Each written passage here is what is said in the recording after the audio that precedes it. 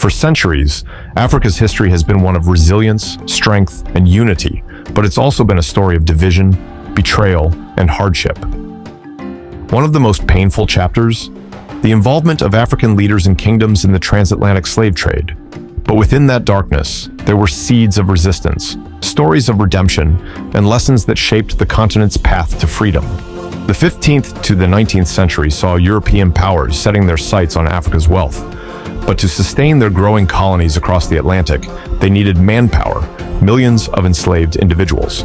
Unfortunately, some African rulers saw opportunity rather than danger. They traded captives from rival tribes or those taken in wars for European goods, weapons, textiles, and alcohol. Kingdoms like the Dahomey and Ashanti became infamous for their role in the trade. They grew powerful, wielding influence through their alliances with European traders. But this power came at a cost. What began as a way to consolidate power and wealth quickly became a cycle of dependency and devastation. Yet, not all African leaders succumbed. Across the continent, voices rose against the trade. Queen Nzinga of Ndongo and Matamba fiercely resisted Portuguese slave traders. Her defiance was a beacon of hope, showing that Africa was not merely a victim. It had fighters determined to protect its people. The consequences of African involvement in the slave trade were severe. Communities were torn apart, and the social fabric of many regions unraveled. But even in the face of this, African resilience shone through.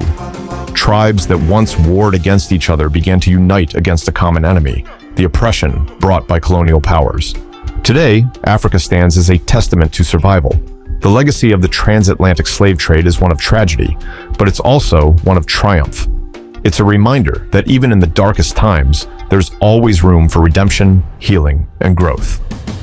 From the ashes of betrayal rose a continent determined to reclaim its identity and future.